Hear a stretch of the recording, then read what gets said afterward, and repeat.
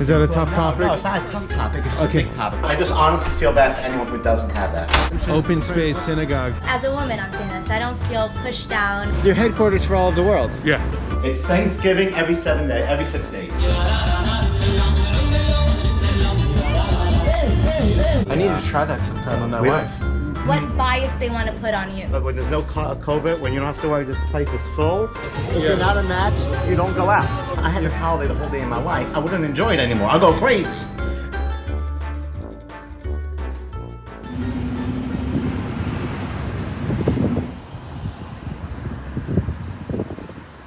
There's some people that would look down on you for using a smartphone. Yeah, sure. Okay. And that's their opinion. That's fine, and I understand where they're coming from as well. Right. The way I understand it is that everything God created was created for a reason, and a smartphone is just like anything else in this world. It's if you use it for positive things, then it's a positive thing. If you use it to watch dirt on the internet, then it's a negative thing. If you're going to social media to consume, okay, maybe a little bit, but if you're there a lot, you have a problem in your life. Right? Would like you agree with that? a void of yeah, some you're sort. missing something. You're missing connectivity. Yeah. So I'm trying to create and not consume too much, and I think that's the healthy way to deal with social media. So is there like a clash within Hasidic Jews over these issues? It's ideological.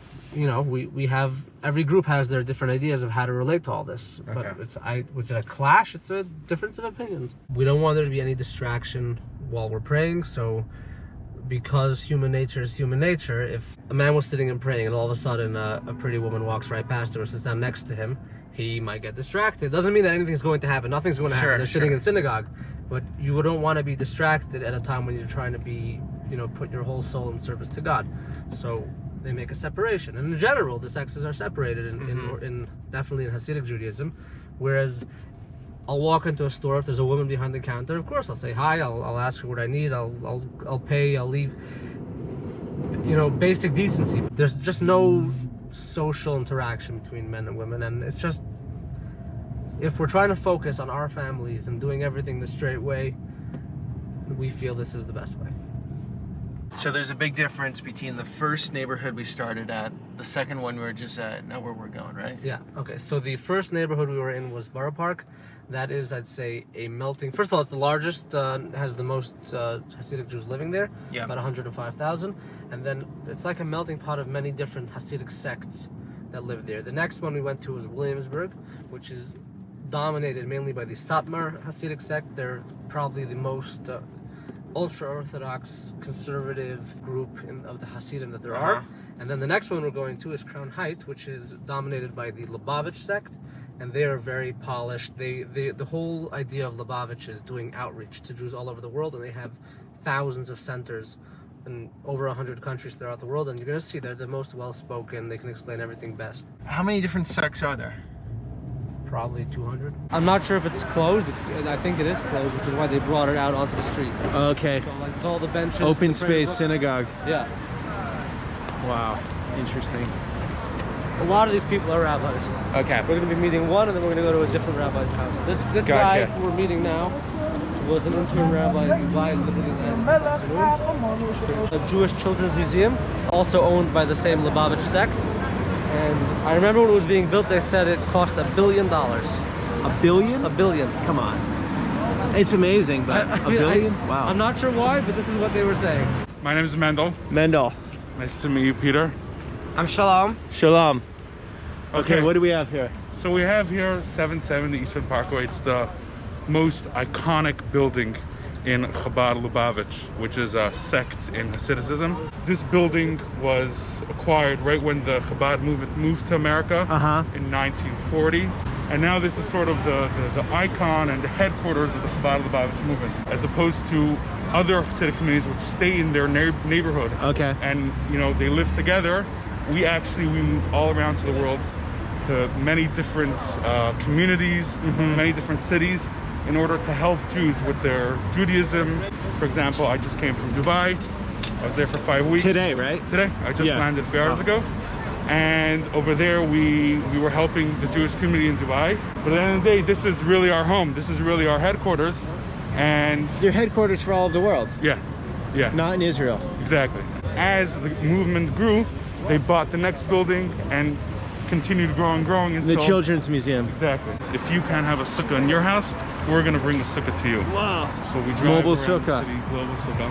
We drive around, you know, giving people the opportunity to do the mitzvot of the sukkah. It's probably 30, 40 of them. Every day they go to Manhattan, Queens, all over Brooklyn, wherever there's Jews, give them the opportunity to do the mitzvah of sukkot. What do you feel when you do the sukkah? What do you mean? What do you feel personally? Like you feel an enlightenment? You feel closer to God? A real connection. This is almost like we're leaving our house, going into God's home, God's living room. It's a time when we develop a very deep relationship, connection with God. We're, you know, we're not in our home, we're leaving our home, we're coming up close to God physically and also spiritually.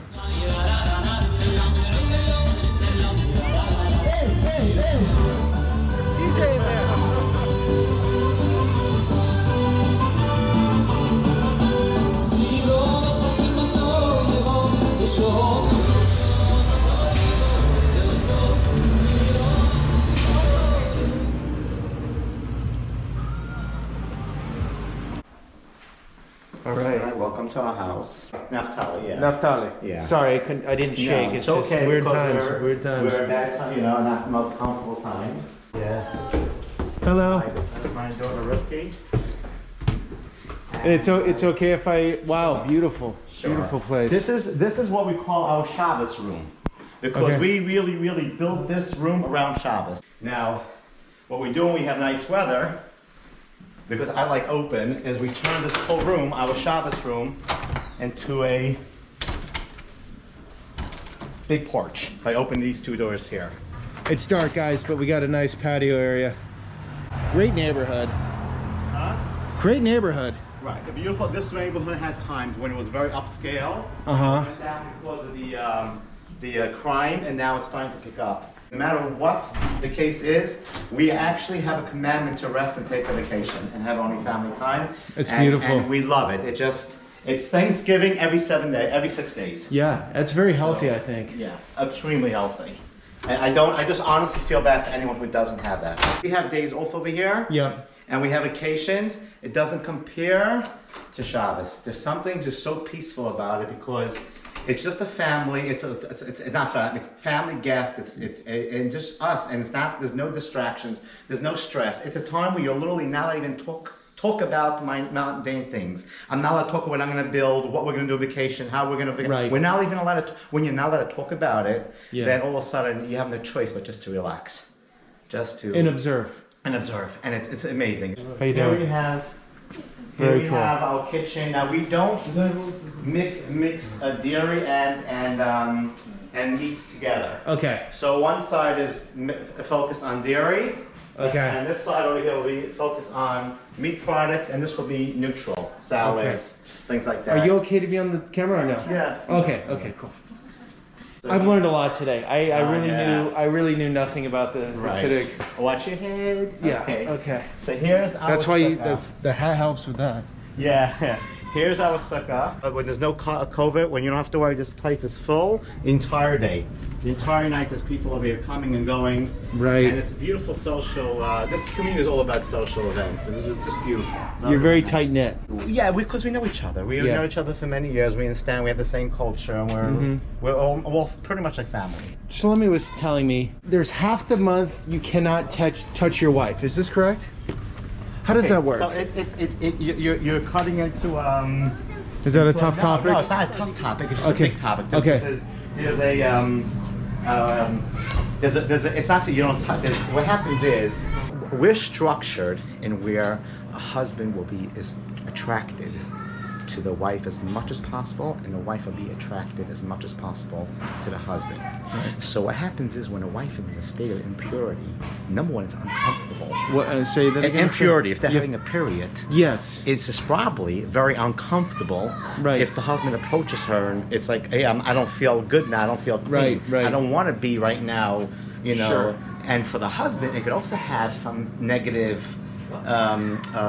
Psychological, because this is my, it's not, it's almost disrespectful for each other to have any relationship in a state when the person is not pure. Another thing is, I was telling you how I love this holiday so much. If I had this holiday the whole day in my life, I wouldn't enjoy it anymore. I'll go crazy. So the good part about it is that when they have their period, so they are separate. We're together. We talk. Your companions, your A's connect, everything like that. But we don't have any physical relationship because it's not the right. No time. physical touch. No physical. Can you touch. like touch their hand? No. No. For 2 weeks. But that's an extra course. That's a safety feature. Yep. That's a safety feature. But- That's like when my car goes in reverse and starts beeping. I can still go back. But they just don't want me to hit the car behind me. Right. So So it makes it always interesting, right? Is that what it does? What's beautiful is after 2 weeks are over, and she goes to a spa. Literally, you got to tour one of these places. They make them beautiful.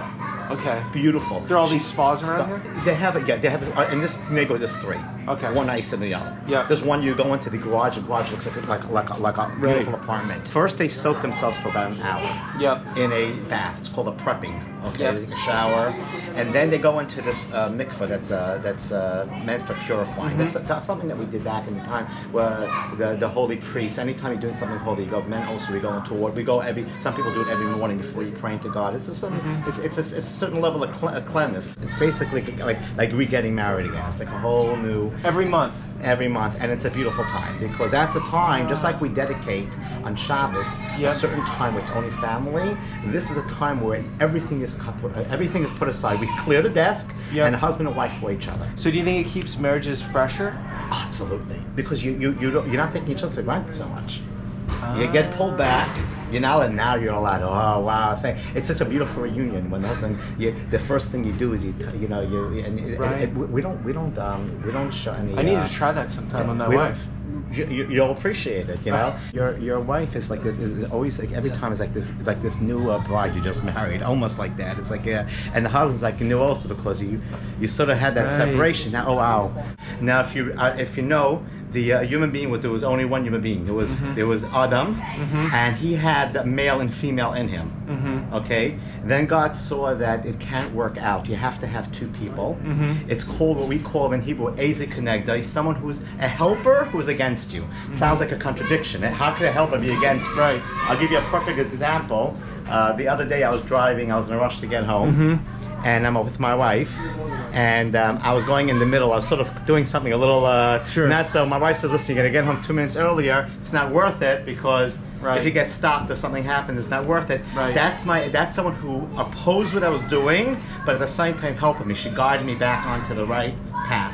So God needed a second set of eyes, a second mouth to guide each other. The women who just literally guided their husbands into the right way, and some who did, and the other way also, men who guided their wives in the right way. It's just that second set of eyes. So what I was saying before was that the Torah isn't a restriction for life. It's more like boundaries in a guidebook. So let's say you're in a car and you're trying to travel somewhere and you don't have Waze, you don't have a GPS, then you could drive for miles, for hours, for days. You won't get to your destination necessarily. But when you have a Torah, that's your guidebook that tells you restrictions. Okay, you have to stop at this light, turn that way. Even if though you really want to turn left, if you have to turn right, then you have to turn right. And if you turn left, you're not going to get to your destination. So would you say like life, I don't know the number, but every day we make like something like 20,000 decisions or something like that. But if you're following your religion, a lot of that decision making is really... For sure. Yeah, okay. Yeah. And it's not always easy because, listen, I would like to go down past every light sometimes when I'm in a rush. But you need the red light, which is compromising my freedom, right? Because I can't go. But you need that because you have to compromise sometimes freedom for safety.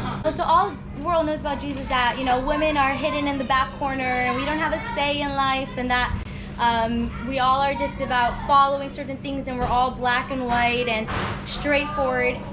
Everything you see in movies, especially, everyone knows. A writer makes their own decision of what bias they want to put on you. So if I'm anti-Semitic, I could write something that will make everyone hate Jews. Sure. If I am racist, I could write something to make everyone hates any small group of people. Sure. If I want people to love Jews, I could write a movie that everyone's going to love Jews. It's all about the perspective, and it's also...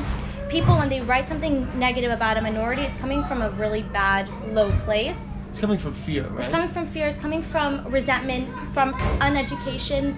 As a woman, I'm saying this. I don't feel pushed down or anything. So anything you're getting from a movie or from a documentary, it's based on the makers way of thinking and their negative or positive experiences. We're approachable. We don't have horns or tails. We are normal people. We like to be on social media and chill with our friends and go out to eat and do regular mundane things. Peace, love, Fantastic. the world. Fantastic. There are some people, Jews, who feel that they're being compromised, they're being questioned, in a negative way, like, why do you do this, why do you do that, like as if in an insult way. So we also have to be educated. People are just curious, they want to know about us also. Right. That's why I'm here. That's a part That's of why it. I'm here. we won't bite. One of the most culturally stimulating days of my life. Get in here, guys. Get in here. And I'm in America. I'm in my home country. And wow, blown away. Thanks, Shlomi. Thank you for coming. Once again, thank you for being brave and sticking your head under the water. Lastly, I have a Patreon page, some behind-the-scenes footage, and some other stuff if you want to support the channel. Until next video. From, what neighborhood are we in again? Crown Heights, Brooklyn, New York. Until the next one. Shalom. All the girls, when they reach high school, and all the boys, they all get a blood testing. They each have ID number to make sure that the genetics match, where there's no weak genes, are put together. Serious background check. Serious background check. Genetic. And if you're not a match, you don't go out. You only date if you're a match. Passed away in '94, but he's the one who sort of took the whole organization and focused on outreach and sent rabbis all around the world to communities that needed some spiritual help, needed a rabbi.